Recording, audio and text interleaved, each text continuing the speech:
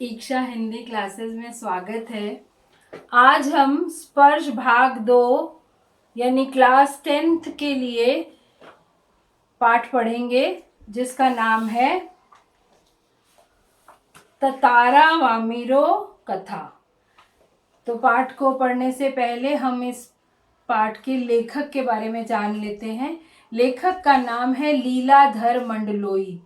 इसमें से लेखक के जन्म के बारे में या साहित्य के बारे में कभी ऐसे पूछा तो नहीं जाता, लेकिन पाठ पढ़ने के पहले उनके बारे में जानकारी होना ज़रूरी होता है। इससे पाठ समझने में आसानी होती है।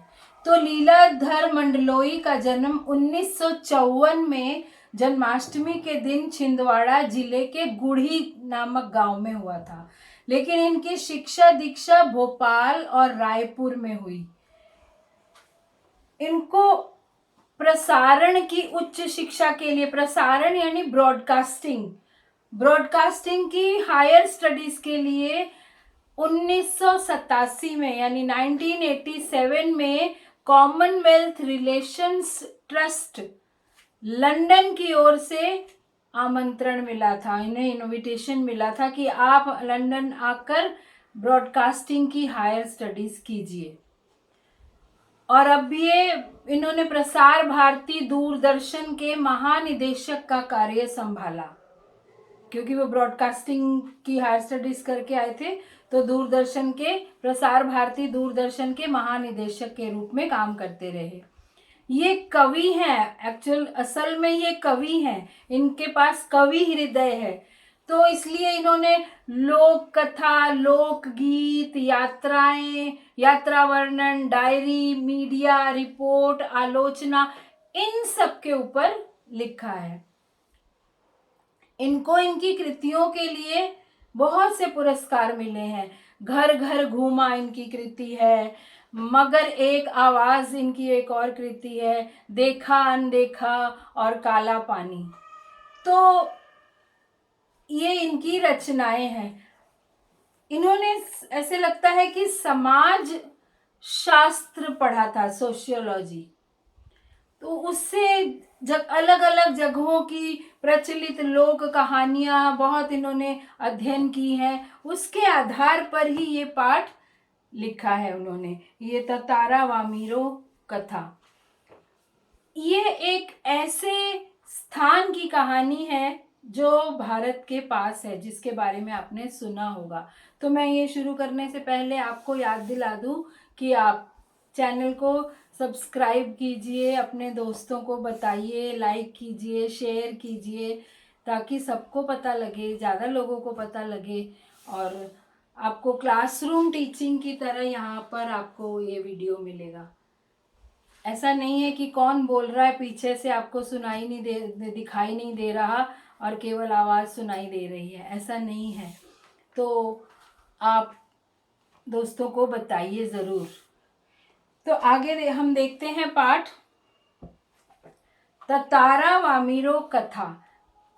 इसको शुरू करने से पहले मैं थोड़ा सा आपको इसका बैकग्राउंड, इसकी पृष्ठभूमि बताती हूँ कि जितनी पुरानी सभ्यता होगी, सिविलाइजेशन होगी, उतनी कहानियाँ सुनने में आती हैं।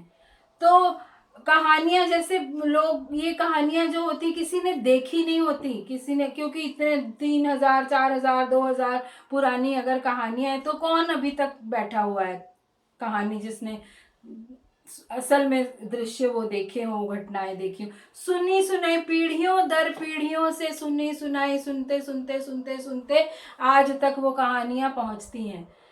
और जितने मुंह से ये कहानियां बोली जाती है उतनी बदलती चली जाती हैं।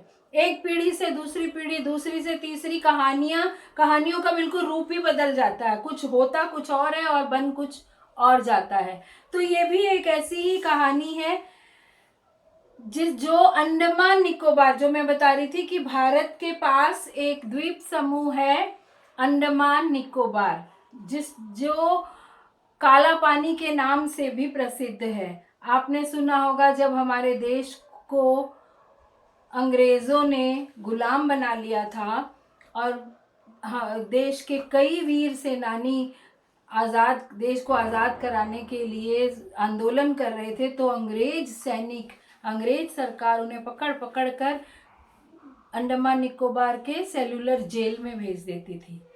इसलिए उसका नाम काला पानी पड़ा था, क्योंकि वहाँ से कहीं केवल वो द्वीप है, आइलैंड है, चारों तरफ समुद्र है, कोई भाग नहीं सकता, कोई जा नहीं सकता, कोई मिलने नहीं जा सकता था।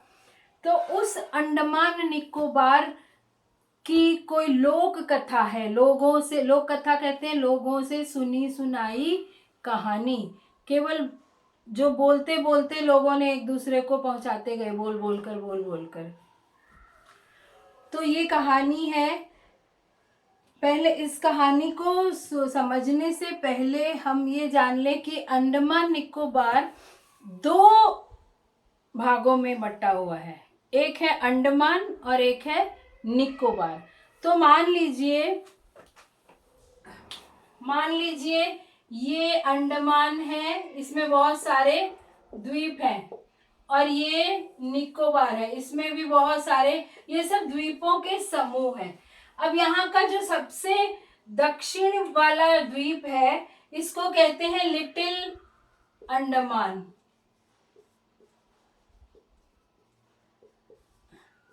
और इसका जो निकोबार का जो सबसे ऊपर वाला द्वीप है, इसको कहते हैं कार निकोबार। तो एक समय था जब ये दोनों जुड़े हुए थे, ये दोनों द्वीप ये जुड़े हुए थे, यहां तक थे, इस तरह से ये द्वीप जुड़े हुए थे। लेकिन ये द्वीप अलग कैसे हो गए, इसकी कहानी है ये। तो ये तो भूगोल की बात है, ज्योग्राफी की बात है। अगर आप और इसके डिटेल में जाना चाहते हो तो आप गूगल करके अंडमान निकोबार के बारे में जान सकते हो। यानी अंडमान का सबसे निचला हिस्सा और निकोबार का सबसे ऊपर का हिस्सा दोनों जुड़े हुए थे, लेकिन ये कैसे अलग हो गए उसकी कहानी है ये। तो देखिए, अंडमान द्वीप समूह का अंतिम दक्षिणी द्वीप है लिटिल अंडमान, ये मैंने बता दिया आपको। यह पोर्ट ब्लेयर से लगभग 100 किलोमीटर दूर स्थित है। पोर्ट ब्लेयर क्या है, अंडमान निकोबार की राजधानी है, कैपिटल है। इसके बाद निकोबार द्वीप समूह की श्रृंखला आरंभ होती है। तो पहले अंडमान द्वीप समूह की श्रृंखला यानी चेन, बहुत सारे द्वीप हैं, उसके बाद निकोबार की चेन शुरू होती है। आप देखेंगे एटलस में तो आपको 2 द्वीप समूह दिखाई देंगे, एक द्वीप समूह अंडमान, दूसरा द्वीप समूह निकोबार। तो निकोबार द्वीप समूह की श्रृंखला आरंभ होती है, जो निकोबारी जनजाति की आदिम संस्कृति के केंद्र हैं। तो ये जो निकोबार के द्वीप समूह है, ये निकोबारी आदिम संस्कृति यानी प्रारंभिक संस्कृति, कल्चर, सबसे शुरुआती कल्चर का केंद्र है। यहाँ पर ये सेंटर है, कल्चरल सेंटर है निकोबार, प्रारंभिक संस्कृति का। निकोबार द्वीप समूह का पहला प्रमुख द्वीप है कार निकोबार। मैंने बताया यहाँ का जो ये सबसे ऊपर वाला जो द्वीप समूह है वो है कार निकोबार, और अंडमान का सबसे आखिरी वाला द्वीप है वो है लिटिल अंडमान। तो कार निकोबार जो लिटिल अंडमान से 96 किलोमीटर दूर है, अब हो गया है 96 किलोमीटर दूर, पहले ये दोनों जुड़े हुए थे। निकोबार 96 किलोमीटर। निकोबारियों का विश्वास है कि प्राचीन काल में ये दोनों द्वीप एक ही थे। इनके विभक्त होने की एक लोक कथा है जो आज भी दोहराई जाती है। विभक्त होने की, इनके अलग होने की, इनके बट जाने की एक कोई लोक कथा है। लोक कथा जो लोगों के मुंह से सुनी जाती है, जो लोग किसी किताब में नहीं है। लोक कथा कहते हैं जो बाद में चाहे पुस्तकों में किसी ने लिख दिया हो, लेकिन लोक कथा होती है जो लोग सुनाते जाते हैं अपने बच्चों को, आने वाली पीढ़ियों तक, फिर वो बच्चे बड़े होते हैं, वो अपने बच्चों को सुनाते हैं, इस तरह लोक कथा आगे बढ़ती जाती है। तो जो आज भी दोहराई जाती है वहां पर, आज भी रिपीट की जाती है, आज भी वही कहानी सुनाई जाती है। सदियों पूर्व, सदियों, अब कितनी सदियां किसी को नहीं पता, 200 साल, 400 साल, 500 साल, हजारों साल, हो तो सकता 2-3 हजार पहले की बात हो। सदियों पूर्व जब लिटिल अंडमान और कार निकोबार आपस में जुड़े हुए थे, तब वहां एक सुंदर सा गांव था। पास में एक सुंदर और शक्तिशाली युवक रहा करता था। अब वो सुंदर से गांव का नाम था पासा, इसलिए यहाँ पास लिखा हुआ है, पासाम। पासा में एक सुंदर और उस गांव का नाम था पासा, यहाँ पास लिखा हुआ है। उसमें एक सुंदर और शक्तिशाली युवक रहा करता था, उसका नाम था ततारा। बहुत शक्तिशाली, बहुत सुंदर युवक था। निकोबारी उसे बेहद प्रेम करते थे, बेहद, हद से ज्यादा, बहुत ज्यादा। ततारा एक नेक और मददगार व्यक्ति था। नेक, अच्छा, अच्छे स्वभाव का, मददगार, सहायता करने वाला, सदैव दूसरों की सहायता के लिए तत्पर रहता, तत्पर रहता, तैयार रहता, सहायता करने को तैयार रहता। अपने गांव वालों को ही नहीं, अपितु समूचे द्वीपवासियों की सेवा करना अपना परम कर्तव्य समझता था। वो केवल अपने गांव के लोगों की सेवा नहीं करता था, बल्कि पूरे द्वीप में, पूरे कार निकोबार के जितने भी लोग थे, सबकी सेवा करता था वो। तो कार निकोबार द्वीप में कई अलग अलग गांव होंगे, इस व्यक्ति का गांव था पासा और इसका नाम था ततारा। परम कर्तव्य, सबसे श्रेष्ठ, सबसे पहला कर्तव्य समझता था वो दूसरों की सेवा करना। उसके इस त्याग की वजह से वह चर्चित था। इतना त्याग करता था, अपना काम छोड़कर भी दूसरों की सहायता करता था, इसलिए लोग उसकी चर्चा करते थे, हमेशा उसके बारे में बात करते थे। सभी उसका आदर करते, वक्त मुसीबत में उसे स्मरण करते, याद, जब किसी को कोई मुसीबत पड़ती, विपत्ति आती, कोई रुकावट आ जाती, किसी तरह से काम रुक जाता, तो इसको याद करते और ये भागा भागा हेल्प करने के लिए, सहायता करने के लिए आ जाता था, भागा भागा वहां पहुंच जाता। दूसरे गांवों में भी पर्व त्योहारों के समय उसे विशेष रूप से आमंत्रित किया जाता था। जब पर्व यानी त्योहार,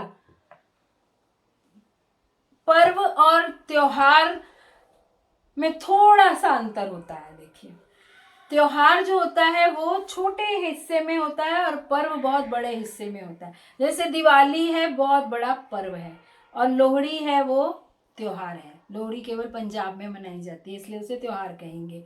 और वैसे एक ही अर्थ है, ज़्यादा फर्क नहीं है, परंतु थोड़ा सा भी, सूक्ष्म सा भी अंतर है, मैं आपको बताती हूँ। तो पर्व और त्योहार में उसे विशेष रूप से आमंत्रित किया जाता था, चीफ गेस्ट बनाकर, मुख्य अतिथि बनाकर जरूर बुलाते थे। कोई भी, किसी भी द्वीप में, द्वीप के किसी भी गांव में अगर कोई त्योहार मनाते थे तो उसे पहले बुलाया जाता था, इतना उसको आदर मिलता था। उसका व्यक्तित्व तो आकर्षक था ही। व्यक्तित्व, पर्सनैलिटी, देखने में व्यक्तित्व होता है जो दिखता है, पर्सनैलिटी, वो तो अट्रैक्टिव था, आकर्षित, सबको अपनी ओर खींच लेता था उसका व्यक्तित्व, उसकी पर्सनैलिटी। साथ ही आत्मीय स्वभाव की वजह से लोग उसके करीब रहना चाहते। उसका आत्मीय स्वभाव यानी अपनेपन वाला स्वभाव, सबको अपना बना लेना, सबको अपना समझना, उस जिसके अंदर ये भावना होती है उसको कहते हैं, इसमें आत्मीयता बहुत है, अपनापन का भाव। तो सब उसके करीब रहना चाहते थे, सब चाहते थे कि हम उसके पास रहें। पारंपरिक पोशाक के साथ वह अपनी कमर में सदैव एक लकड़ी की तलवार बांधे रहता, हमेशा वो पारंपरिक पोशाक पहनता था। ये निकोबारी लोग बहुत एक अजीब सी ड्रेस पहनते, बहुत कलरफुल सी होती है, हाथ में कुछ पकड़ा होता है, भाला जैसी चीज। तो आप ये भी उनकी पारंपरिक यानी परंपरा से चली आ रही उनकी ट्रेडिशनल पोशाक पहनता था वो, उसने अपने आप को चेंज नहीं किया था। तो आप गूगल करके देखिए निकोबारी जो थे उनकी पारंपरिक पोशाक क्या थी, आपको आइडिया हो जाएगा। तो पारंपरिक पोशाक के साथ अपनी कमर में सदैव एक लकड़ी की तलवार बांधे रहता। तलवार तो लोहे की होती है, लेकिन वो एक लकड़ी की तलवार हमेशा अपनी कमर पर बांधे रखता था। लोगों का मत था, बावजूद लकड़ी की होने पर उस तलवार में अद्भुत दैवीय शक्ति थी। लोग मानते थे, मत लोगों का मानना था, लोगों का विचार था, मत यानी विचार, कि इसकी तलवार में, चाहे वो लकड़ी की है, लेकिन उसकी तलवार में कोई दैवीय शक्ति है, कोई अलौकिक शक्ति है, देवताओं की शक्ति है, अद्भुत अद्भुत विचित्र दैवीय शक्ति है, हैरान करने वाली दैवीय शक्ति है। ततारा अपनी तलवार को कभी अलग न होने देता। उसका दूसरों के सामने उपयोग भी नहीं करता था। वो ना तो अपनी कमर से उसको हटाता था और ना ही कभी दूसरों के सामने उसको यूज करता था, उसको उपयोग करता था। किंतु उसके चर्चित साहसिक कारनामों के कारण लोग बाग तलवार में अद्भुत शक्ति का होना मानते थे। जो भी वो करता था वो बहुत साहस के कार्य करता था, तो लोग यही मानते थे कि ये साहस इसको अपनी अद्भुत तलवार के कारण मिलता है, इसकी तलवार में जरूर कोई दैवीय शक्ति है। जिस तरह के वो साहसी कारनामे करता है उसको देखकर तो ऐसा ही लगता है। तारा की तलवार एक विलक्षण रहस्य था। उसकी तलवार एक रहस्य था, एक सीक्रेट था, विलक्षण, अद्भुत, असाधारण, जो साधारण रहस्य नहीं है, ऐसा रहस्य था जिसको जानना बहुत मुश्किल हो, विलक्षण, अजीब, असाधारण। एक शाम ततारा दिन भर के अथक परिश्रम के बाद, अथक न थकने वाले, मतलब अथक कहते हैं जैसे जो नहीं थकता, लेकिन दिन भर उसने परिश्रम किया, इसलिए किया कि वो थकता नहीं था। तो अथक परिश्रम के बाद समुद्र के किनारे टहलने निकल पड़ा। सूरज समुद्र से लगे क्षितिज तले डूबने को था। समुद्र के किनारे टहलने, क्योंकि अंडमान निकोबार के तो चारों तरफ समुद्र ही है, तो वो टहलने के लिए निकल पड़ा और सूरज डूबने वाला था। जब सूरज डूबता है तो बिल्कुल ऐसे लगता है समुद्र के अंदर जा रहा है और वो क्षितिज पर आ जाता है। क्षितिज के तले, क्षितिज कहते हैं उस स्थान को जहां धरती और आकाश मिलता हुआ दिखाई देता है। ऐसी कोई जगह नहीं है जहां धरती और आकाश मिलता हो। दूर से देखने से लगता, होराइजन जिसको कहते हैं, जब सूरज डूबता है तो वो बिल्कुल नीचे आ जाता है, बिल्कुल समुद्र के तल पे आ जाता है, समुद्र की सतह पे आ जाता है और ऐसे लगता है समुद्र के अंदर चला गया। तो क्षितिज तले डूबने को था। क्षितिज, होराइजन, जहाँ धरती आकाश मिलते हैं, उस जगह से सूरज डूबने वाला था। समुद्र से ठंडी बयारें आ रही थी, बयारें, हवा के झोंके आ रहे थे। पक्षियों की सायकालीन चहचहाहट शनय शनय क्षीण होने को थी। पक्षियों की सायकालीन, शाम को पक्षी जब घोंसलों में जाने लगते हैं तो ची ची ची ची ची ची ची ची बहुत करते हैं। चहचहाहट अब कम होने वाली थी। शनय शनय, धीरे धीरे, ग्रेजुअली, क्षीण होने को थी, कमजोर होने की थी, क्योंकि ज्यादातर पक्षी घोंसलों में पहुंच चुके थे, इसलिए धीरे धीरे उनकी आवाज कम होती जा रही थी। उसका मन शांत था। किसका मन शांत था? ततारा का। विचार मग्न ततारा समुद्री बालू पर बैठकर सूरज की अंतिम रंग बिरंगी किरणों को समुद्र पर निहारने लगा। विचार मग्न, विचारों में खोया हुआ ततारा वहां पर समुद्र के किनारे बालू पर, बालू कहते समुद्र के किनारे की रेत को, सैंड, तो उस पर बैठकर सूरज की अंतिम रंग बिरंगी, एकदम सूरज डूबने वाला था तो उस समय बहुत सारे रंग की किरणें सूरज की दिखाई देती हैं। पानी में कुछ और रंग दिखता है, आसमान पर कुछ और रंग दिखता है, तो रंग बिरंगी किरणों को समुद्र पर निहारने लगा, देखने लगा। निहारना कहते हैं जब हम किसी चीज को प्रशंसा की दृष्टि से देखते हैं। देखना और निहारने में फर्क है। देखना तो नॉर्मल होता है, लेकिन निहारना जब हम किसी चीज को खुश होकर, जो चीज हमें अच्छी लगती है हम उसको देखते जाते हैं, उसे निहारना कहते हैं। तो निहारने लगा। तभी कहीं पास से उसे मधुर गीत गूंजता सुनाई दिया। जब वो सूरज की किरणों को देख रहा था पानी में कैसी लग रही है, इतने में उसे एक गीत, एक गाना सुनाई दिया। गीत मानो बहता हुआ उसकी तरफ आ रहा, उसे लग रहा था गीत उसकी तरफ बढ़ा चला आ रहा है, बहता हुआ।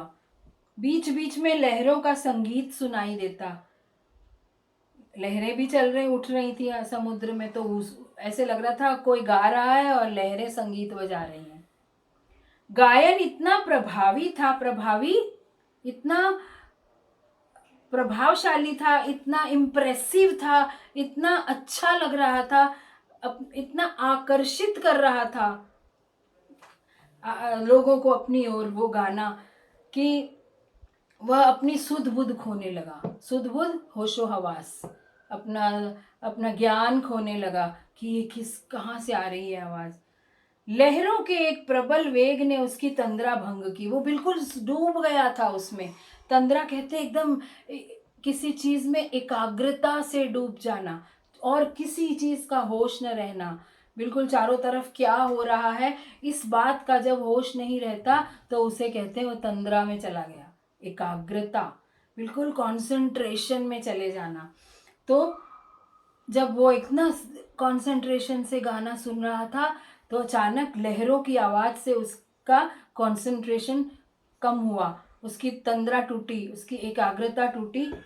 चैतन्य होते ही वह उधर बढ़ने को विवश हो उठा। चैतन्य सजग हो गया एकदम से, एकदम उसको होश आ गया।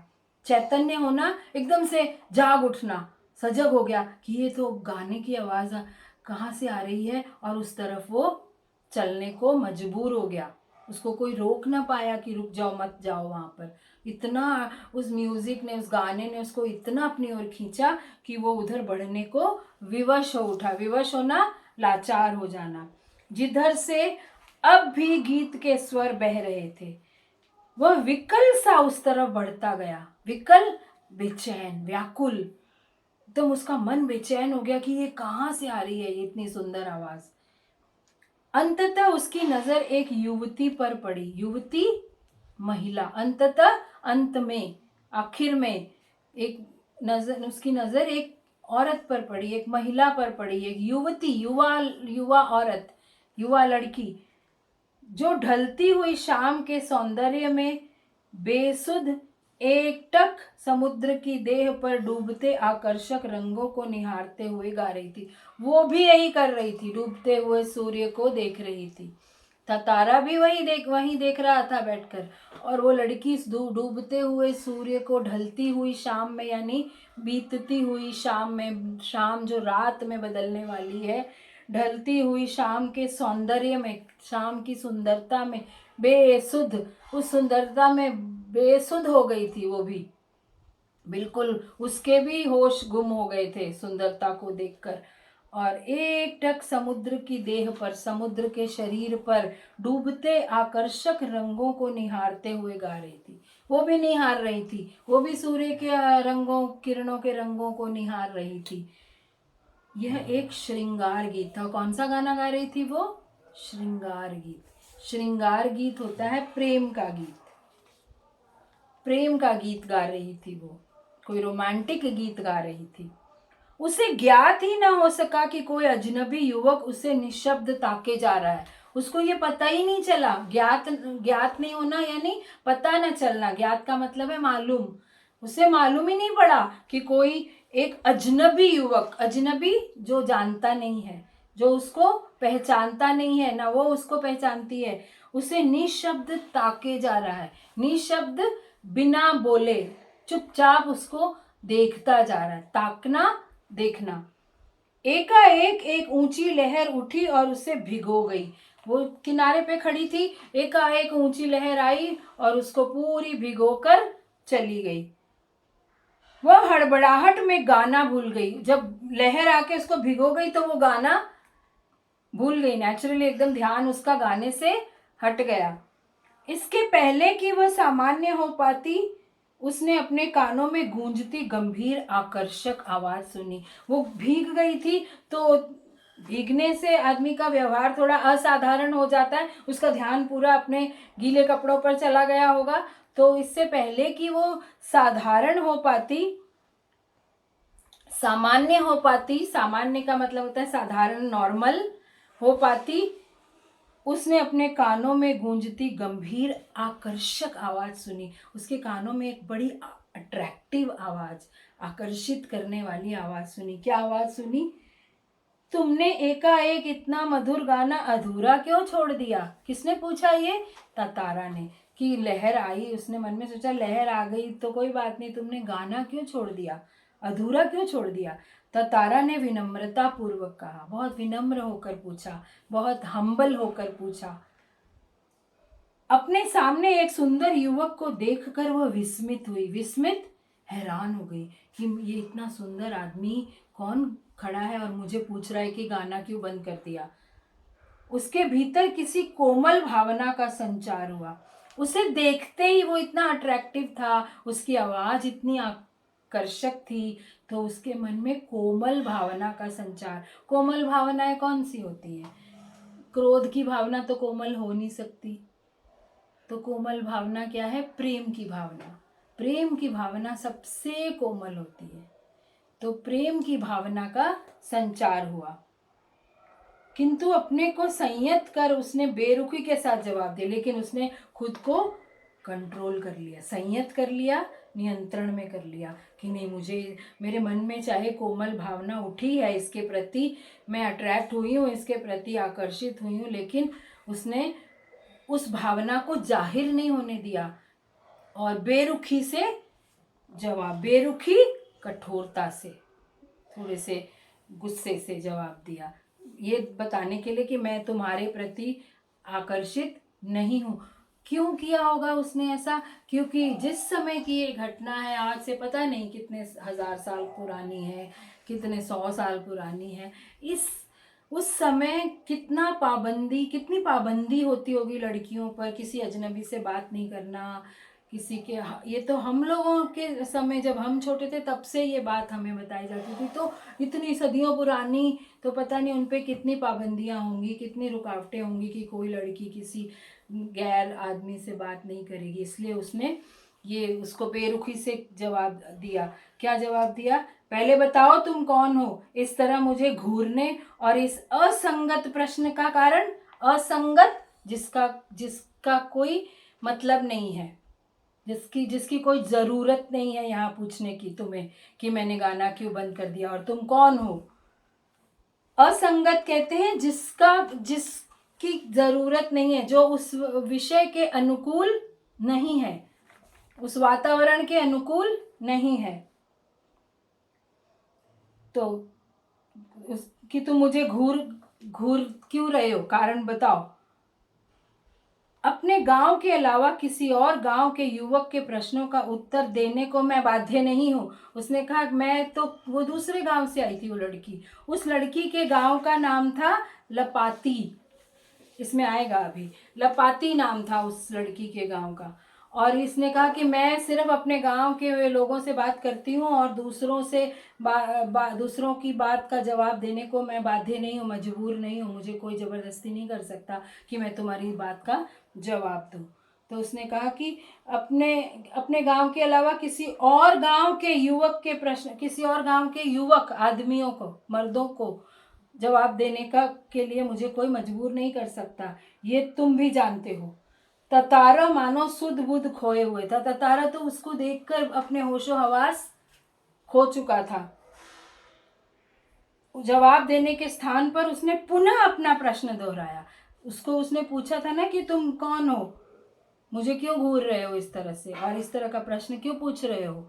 तो उसका जवाब देने के बदले वो क्या करने लगा, जवाब देने के स्थान पर उसने अपना प्रश्न दोहराया। फिर से क्या प्रश्न दोहराया कि तुमने गाना अधूरा क्यों छोड़ दिया, तुमने गाना क्यों रोक दिया, गाओ, गीत पूरा करो, सचमुच तुमने बहुत सुरीला कंठ पाया है। उसने वह मीरों को बोला कि तुमने बहुत सुरीला, बहुत मीठा कंठ, गला, बहुत सुर है तुम्हारे गले में, कंठ, गला, तुमने बहुत सुरीला कंठ पाया है।